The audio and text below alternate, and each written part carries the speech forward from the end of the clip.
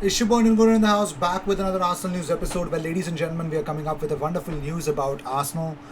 In terms of Arsenal fans, they've gathered, and it's not a mob, it's not a group of players. The people that are actually interested, the people at the Emirates right now, who are the Arsenal fans, have gathered in thousands. It's not hundreds anymore; it's thousands, and lots of things happening at the Emirates right now. So we're going to discuss about that. Of course, I'm going to be live for the watch along of Arsenal versus Everton. So let's just jump into the news that we got here. Number one is that Odegaard is playing quite well for Arsenal, according to Christian Falk from Bayern via Sport Witness says that Odegaard is playing quite well, and they would like to keep him. Arsenal would like to keep him, but he's definitely too expensive. So they will bring out the old plans from January. We've already talked about Julian Brandt and his player that Arsenal would like. He will only cost 25 million euros, but of course, it's a matter of negotiations as well. So the price tag for Joe Willock has been set. Arsenal are understood to be open to the idea of selling their academy graduate Joe Willock with an asking price in the region of 20 million pounds, and Newcastle should be at the front of the queue given how much he has enjoyed his time on the Tyneside. Now, Steve Bruce has confirmed that Newcastle United are trying to sign Arsenal midfielder Joe Willock following a successful loan spell on Tyneside.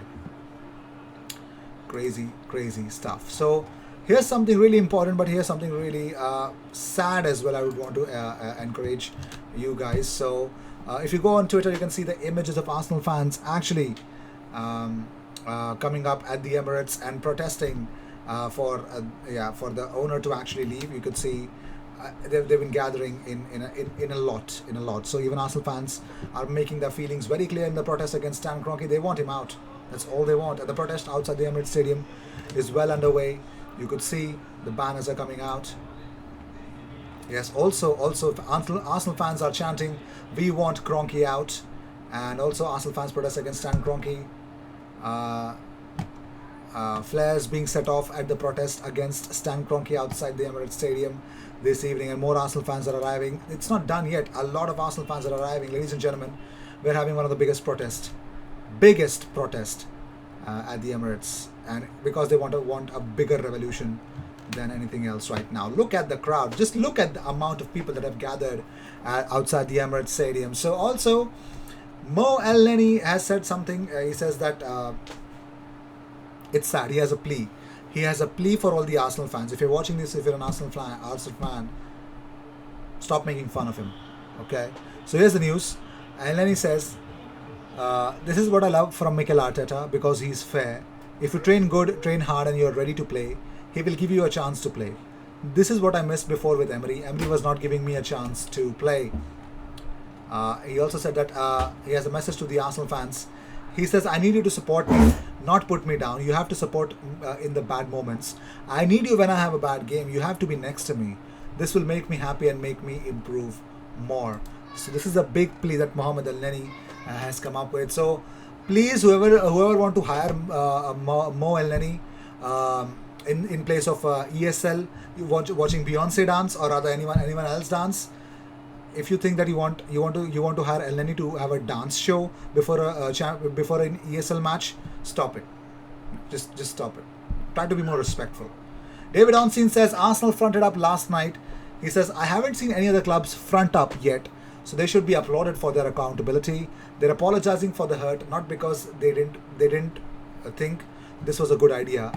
Let's get that clear. That's really crazy to think. Moving on, so Martin Keown says, I can see why the fans want change, and in all honesty, unless we see money on the table and we see the color of that money, then I think they should step aside. If they don't want to spend money now when the club needs it the most, then they should step aside. It's a wonderful club, but the owners talk about culture, but they don't seem to have picked up any of that up. They don't seem to understand the values of the English game, how much we love it, the history and the core values of Arsenal Football Club. And Arteta was asked on keeping the players focused in training during this strange week in football. He says, I'm getting used to it. Since I joined, it has been a roller coaster, and more things have happened in those 18 months than probably in the last 20 years. Alan Smith has more to say. He says, I wasn't surprised Arsenal were involved with the Super League, given they have an American owner, an absent owner who rarely says anything regarding the football club. For Stan, it's about figures on the page and profits and losses. There is no emotion there. There is very little bond between Stan Kroenke and the club. He rarely comes over. His son has a more hands-on connection with the club, but Josh is new to the game. He's not been brought up around football. Well, here's the big fight. If you have not checked it out, Ray Parlour had a fight with Robbie Lyle of AFTV. So he actually went and blasted Robbie. I'll give my reaction afterwards, but this is what Ray Parlour said. He says, certain fans, and I'm probably one of them, say that AFTV, you want them to lose so you get more hits on YouTube. All the other fans want to see Arsenal fans having a meltdown when you lose a game. I look at AFTV and say sometimes you're quite an embarrassment to look at. As an Arsenal fan, I want Arsenal to win every game. I think sometimes you look at it and say, if they lose, we'll get more hits this week and earn more money. So Robbie fought back. Robbie fought back to this claim of Ray Parlour. He says that the fan channel has made a club a laughing stock due to the viral videos following the defeats at Arsenal. So I'll tell you one thing. So I'll just tell you one small thing about it. So I think Ray Parlour has... See, they actually gathered together to talk about European Super League and Arsenal's involvement in it. Now, certainly I'm pretty much sure that Ray Parlour is not a fan of AFTV. He hates them. He hates them. He hates them, and he is not of the idea of how AFTV actually made profits from the content that they put. Rather than he actually stated that they are feeding off of Arsenal's failure. You know what? They are content creators. I think Ray Parlour is actually went over the board here. I think he's completely lost it. I think it's really hard to say one of our club legends speaking like that. No, I think I won't blame AFTV for this. So that's completely wrong from his part. I think he should take his words back. That's what I believe in. So not as a fellow content creator, not that I would want to work for AFTV, but no, I think I don't think so, man. No, that was a little high on approach from which I don't support. So moving on. So Ian Wright sends strong message to Josh Kroenke about Super League plan ahead of Arsenal protest. So this is what he had to say. I mean, he said, as this project took shape in a very, very fast manner, we asked ourselves two key questions. The first question we asked ourselves, what is worse, a Super League or a Super League without Arsenal? That's what Josh Kroenke had to say. So Ian Wright says, this is what Josh doesn't understand. We want to play Barcelona, but we want to earn the right to play Barcelona. This is what Wrighty said in response to that. So moving on. So double Everton injury boost confirmed by Carlo Ancelotti ahead of the Arsenal clash tonight. So Everton welcome back Dominic Calvert-Lewin and Yerry Mina for Arsenal's Friday night's Premier League clash tonight. And we all know that former has missed the last two games with an abductor problem, whilst a similar issue kept him out of last week's 2-2 draw against Tottenham as well. Yerry Mina I'm talking about. So Toffee's boss Carlo Ancelotti confirmed the double injury boost during the pre-match press conference. He can also call upon Andre Gomez, Fabian Delph and Bernard at the Emirates Stadium. In fact, the Merseyside's outfit's injury list is beginning to clear up ahead of the final part of the 2020-2021 season, with Abdoulaye Doucouré, Jean-Philippe Gbamin and the only absentees at the moment. They are the only one. So, yep, bad news if you ask Arsenal. Well, totally.